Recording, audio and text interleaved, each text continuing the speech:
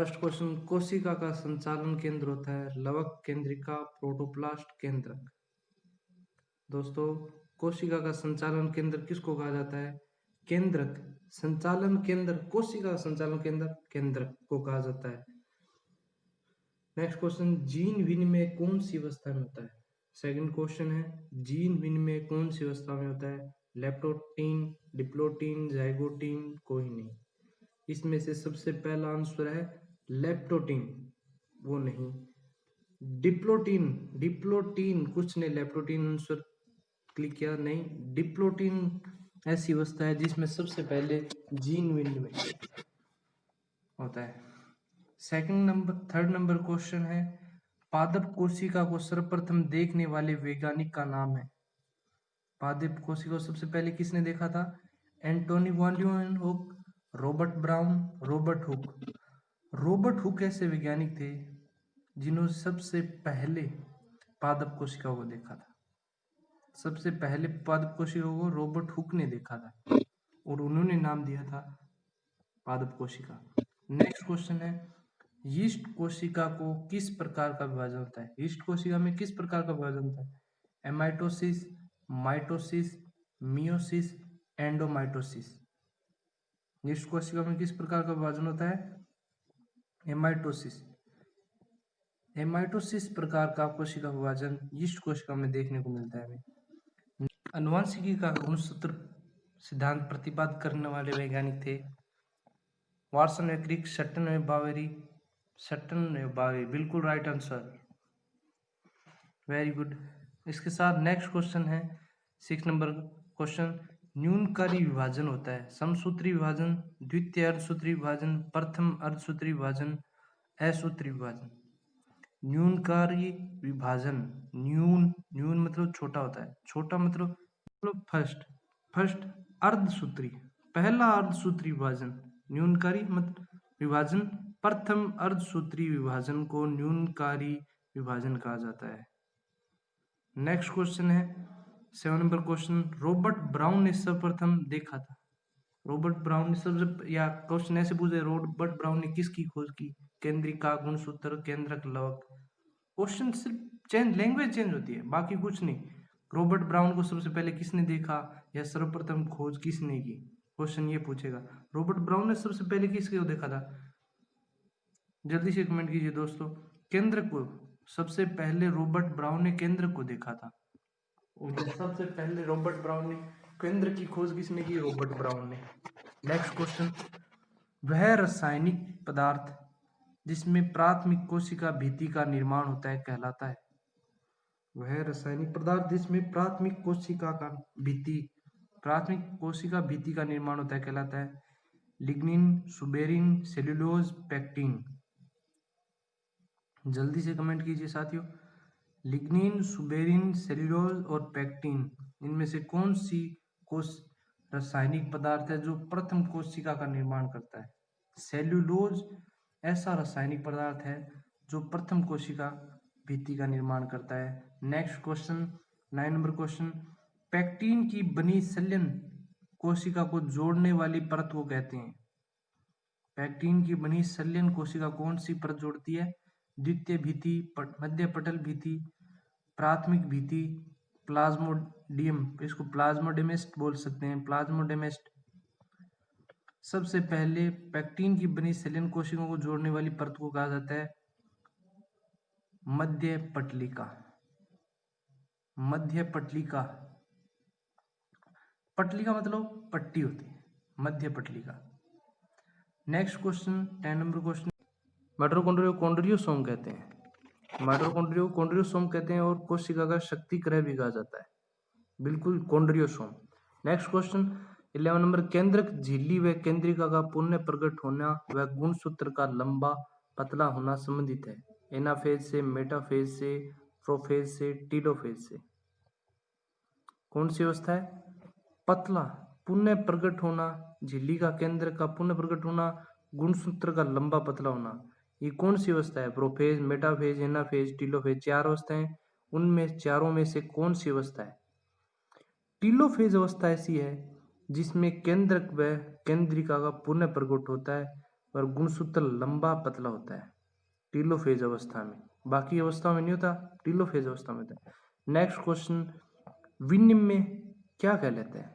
गुणसूत्रों का डुप्लीकेशन, आनुवंशिक पदार्थ की अदला बदली, गुणसूत्रों की संलग्नता, आनुवंशिक पदार्थों का न्यूनीकरण। गुणसूत्रों, विनिमय क्या होता है? एक्सचेंज होता है। एक्सचेंज मतलब गुणसूत्रों की या आनुवंशिकता की अदला बदली होगी। बिल्कुल राइट आंसर। थोड़ा सा सोचना है, लॉजिक। विनिमय, एक्सचेंज, एक्सचेंज मतलब अदला बदली। अदला बदली किसमें? सेकंड ऑप्शन है। सेकंड ऑप्शन अपने देखते हैं, आंसर पता लग जाएगा। आनुवंशिक पदार्थों की अदला बदली विनिमय कहलाता है। 12 नंबर क्वेश्चन था, कोशिका भित्ति के ठीक नीचे स्थित जीव द्रव्य झिल्ली को कहते हैं प्लाज्मा लेमा। प्लाज्मा लेमा कोशिका भित्ति के ठीक नीचे जीव स्थित झिल्ली को कहते हैं। नेक्स्ट क्वेश्चन, साइटोकाइनेसिस का अर्थ है कोशिका द्रव्य का विभाजन। कोशिका द्रव्य का विभाजन ने कोशिका द्रव्य का लुप्त होना आंसर बताया, वो बिल्कुल रॉन्ग है। कोशिका द्रव्य का विभाजन होता है।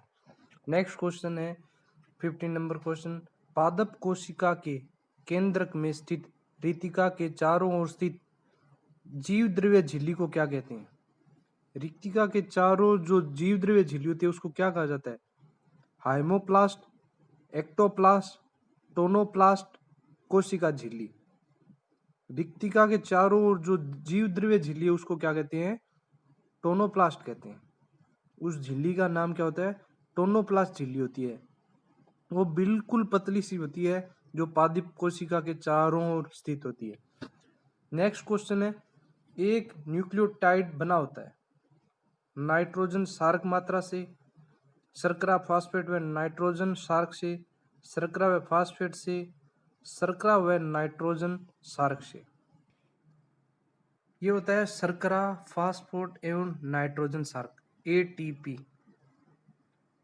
बी ऑप्शन राइट आंसर है इसका। 16 नंबर क्वेश्चन का B option right answer. Next question 70 number, एक यूकेरियोटिक कोशिका में प्रकाश संश्लेषी वर्ण कहाँ पे स्थित होता है? प्रकाश संश्लेषी वर्ण पूछ रहा है कहाँ पे स्थित होता है।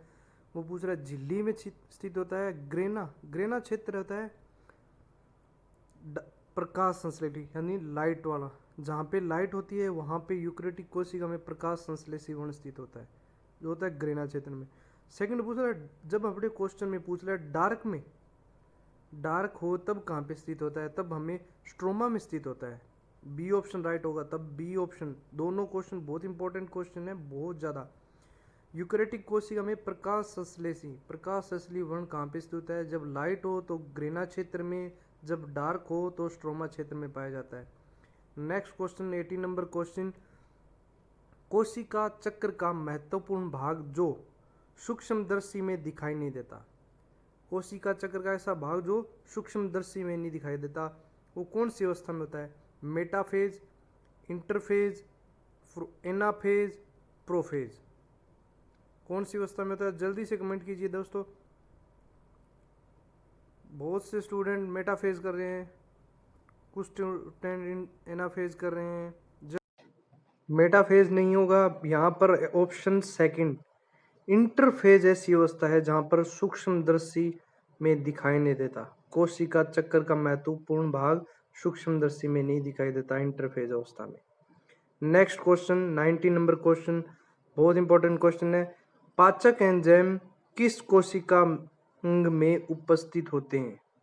पाचक एंजाइम, जो ऐसे एंजाइम होते हैं जो पाचन कर में सहायक होते हैं, वो कौन से कोशिका अंग में उपस्थित होते हैं? ऑक्सीसोम में, पेरोक्सीसोम में, गोल्जिकाय में, लाइसोसोम में। Lysosome D option right answer है। This is our next D option right. Next question है 20 नंबर, विनिमय की क्रिया होती है, कौन सी क्रिया होती है? समसूत्री विभाजन में, प्रथम अर्धसूत्री विभाजन में, द्वितीय अर्धसूत्री विभाजन में, या असूत्री विभाजन में। विनिमय क्या होता है? एक्सचेंज। ये क्रिया किस में होती है? ये होती है प्रथम अर्धसूत्री विभाजन में। इसका बी ऑप्शन राइट आंसर है। विनिमय की क्रिया प्रथम अर्धसूत्री विभाजन में होती है। नेक्स्ट क्वेश्चन 1 नंबर, जीन स्थित होते हैं कहाँ पे स्थित होते हैं? जीन कहाँ पे स्थित होते हैं? नेमेटा में, कॉन्ड्रियोसोम्स में, राइबोसोम्स में, सिप्रोसोम्स में। कहाँ पे स्थित होते हैं जीन? जीन होते हैं क्रोमोनेमेटा में। क्रोमोनेमेटा में जीन स्थित होते हैं। नेक्स्ट क्वेश्चन, क्रोमेटिन धागे बनते हैं। क्रोमेटिन धागे बनते हैं ग्लाइकोप्रोटीन के, न्यूक्लियोप्रोटीन के, लाइपोप्रोटीन के या फास्फोलिपिड के। कुछ स्टूडेंट न्यूक्लियोप्रोटीन के ऑप्शन कर रहे हैं, जो बिल्कुल राइट आंसर है न्यूक्लियोप्रोटीन।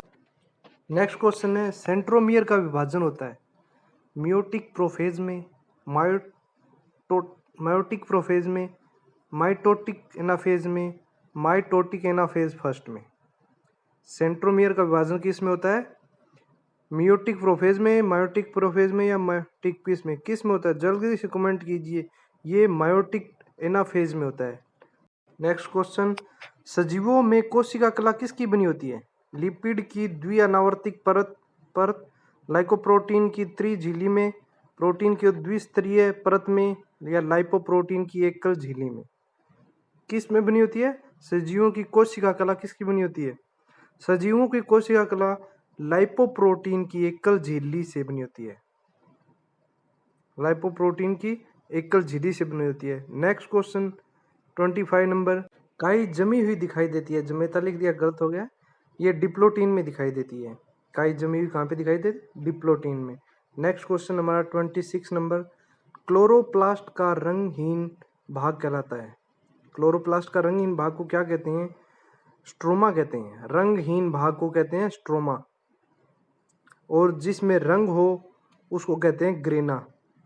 जिसमें ए ऑप्शन जो ग्रेना होते हैं उसमें रंग, जो रंग होते हैं उसको ग्रेना भाग कहते हैं, जो रंगहीन होता है उसको स्ट्रोमा भाग कहते हैं। इसका रंगहीन वाला भाग पूछा है तो हमें 4th number question, 4th number answer बिल्कुल सही होगा। स्ट्रोमा रंगहीन भाग होता है क्लोरोप्लास्ट का।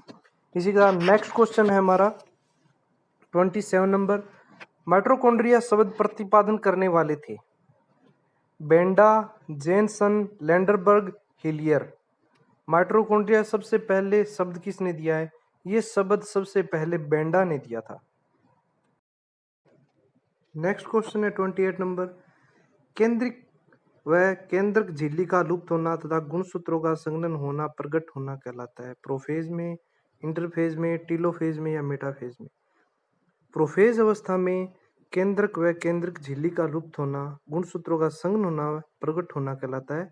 प्रोफेज अवस्था में होता है। ये कौन सी अवस्था में होता है? प्रोफेज। फर्स्ट आंसर बिल्कुल राइट आंसर है। टीलोफेज आंसर नहीं होगा। टीलोफेज, बहुत से स्टूडेंट टीलोफेज कर रहे थे। प्रोफेज अवस्था होती है, प्रोफेज अवस्था। नेक्स्ट क्वेश्चन है 29 नंबर क्वेश्चन, वाटसन व क्रिक की खोज से यह प्रमाणित हुआ कि डीएनए किससे बना होता है? डीएनए किससे बना होता है? स्ट्रक्चर किसके बनी होती है?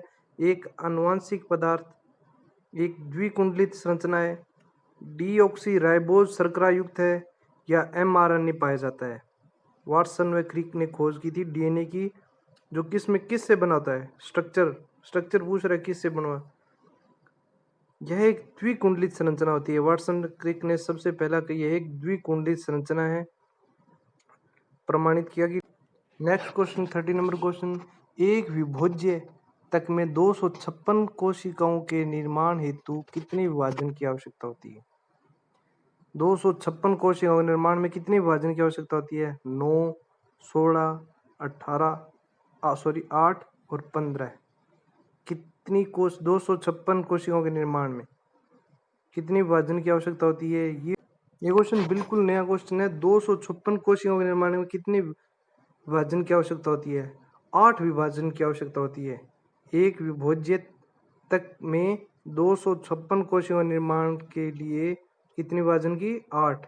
नेक्स्ट क्वेश्चन 31, कोशिकांग जिनका कार्य स्त्रावण है वह है लाइसोसोम। स्त्रावण मतलब कार्य स्त्रावण। कोशिकांग का कार्य स्त्रावण, कार्य स्त्रावण। लाइसोसोम, ऑक्सीसोम, राइबोसोम और गोल्जिकाए। कौन सा कोशिकांग है जिसका कार्य स्त्रावण है? वह है गोल्जिकाए। कोशिकांग स्त्रावण का कार्य किसमें होता है? गोल्जिकाए में। बिल्कुल राइट आंसर है। 4th number question, 4th number answer होगा गोल्जिकाए, कार्य स्त्रावण कोशिकांग। कुछ ने राइबोसोम किया था, नहीं, राइबोसोम नहीं होगा, गोल्जिकाए होगा। गोल्जी का बिल्कुल राइट आंसर है। ये बहुत इंपॉर्टेंट क्वेश्चन है। कोशिकाएं जिनका कार्य स्त्रावण है, वह question as it is paper में ऐसे ही क्वेश्चन मिलता है, मतलब कोशिकाएं जिनका कार्य स्त्रावण है गोल्जी का है। 32 नंबर क्वेश्चन, कौन सा क्षारक है जो आरएनए में उपस्थित है किंतु डीएनए में नहीं है? ऐसा क्षारक कौन सा है जो आरएनए में है पर डीएनए में नहीं है? साइटोसिन, एडेनिन, ग्वानिन और यूरेसिल। आरएनए में तो होगा पर डीएनए में नहीं होगा। एटीजीसी, मेरा एक क्वेश्चन है एटीजीसी शॉर्ट फॉर्म में एडेनिन, थायमिन, ग्वानिन, साइटोसिन। चार हो गए, यूरेसिल नहीं होगा इसमें, D option. Next question 33 number, पादप शरीर में अर्धसूत्री विभाजन प्रदर्शित करने वाली कोशिकाएं हैं। कौन सी कोशिकाएं जो अर्धसूत्री विभाजन प्रदर्शित करती है, वे कौन सी कोशिकाएं हैं? स्पोरासाइट्स, ऐसी कोशिकाएं जो अर्धसूत्री विभाजन प्रदर्शित करती है पादप शरीर में, स्पोरासाइट्स, मूल शिखर नहीं, स्पोरासाइट। नेक्स्ट क्वेश्चन 34 नंबर क्वेश्चन, दो समजात गुणसूत्रों के बीच हुई आनुवंशिक पदार्थों के आदान प्रदान क्रिया को कहा जाता है? आदान प्रदान को कहते हैं एक्सचेंज, एक्सचेंज को कहते हैं विनिमय। नेक्स्ट क्वेश्चन 35, कौन से कोशिकांग कोशिका की विभिन्न उपपाच्य क्रियाओं द्वारा ऊर्जा उपलब्ध कराते? कौन से कोशिकांग कोशिका की विभिन्न उपापचय क्रियाओं हेतु ऊर्जा उपलब्ध कराते हैं? लियो कॉन्ड्री होता है, माइटोकॉन्ड्रिया, हरित लवक या अवर्णी लवक। इसमें कौन से होते हैं? जल्दी से कमेंट कीजिए दोस्तों। कोशिकांग कोशिका की विभिन्न उपापचय क्रियाओं हेतु ऊर्जा उपलब्ध कराते हैं। डीऑक्सीडाइजेशन क्रिया होती है जो एनर्जी उपलब्ध कराते हैं कोशिकाओं को, वो माइटोकॉन्ड्रिया राइट आंसर होगा इसका। 36 नंबर क्वेश्चन, जब सेंट्रोमियर गुणसूत्र के मध्य स्थित होते हैं तब गुणसूत्र कहलाती है? तब गुणसूत्र क्या कहलाते हैं? मेटासेंट्रिक। 4 नंबर आंसर होगा मेटासेंट्रिक अवस्था, जब सेंट्रोमियर गुणसूत्र के मध्य में स्थित होते हैं। मध्य में स्थित मेटासेंट्रिक अवस्था कहलाती है। नेक्स्ट क्वेश्चन 37 नंबर, समसूत्री विभाजन की नसी अवस्था में गुणसूत्र कोशिका के मध्य में कौन सी अवस्था में समसूत्री विभाजन की कौन सी अवस्था में गुणसूत्र मध्य में स्थित होते हैं? Telophase, prophase, metaphase, anaphase. Metaphase में से मध्य अवस्था, में से मेटाफेज अवस्था। तो याद रखने की ट्रिक, मध्य अवस्था मेटाफेज। इसके साथ नेक्स्ट क्वेश्चन है 38 नंबर क्वेश्चन, कोशिका विभाजन की अवस्था जो कोशिका द्रव्य विभाजन के ठीक पूर्व होती है। कोशिका विभाजन की अवस्था जो कोशिका द्रव्य विभाजन के ठीक पूर्व होती है, पहले होती है, जस्ट पहले, ठीक पहले। तो ऐसी अवस्था कौन सी अवस्था होती है? वो होती है टीलोफेज अवस्था।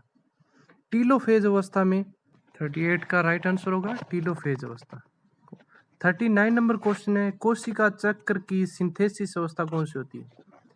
कोशिका चक्र की सिंथेसिस अवस्था, गुणसूत्रों की संख्या दुगुनी हो जाती है, गुणसूत्र जोड़ों में स्थित होते हैं, या डीएनए का द्विगुणन हो, दो केंद्रों का निर्माण हो। इस ऑप्शन में राइट आंसर 3 नंबर आंसर होगा, क्योंकि बाकी तीनों राइट है। ये कैसे रॉन्ग है? क्योंकि ये 3rd नंबर क्वेश्चन है, डीएनए का द्विगुणन हो, यह कोशिका चक्र की सिंथेसिस अवस्था में होता है। डीएनए का द्विगुणन होना कोशिका चक्र की सिंथेसिस अवस्था होता है। 3rd ऑप्शन राइट आंसर होगा 39 का।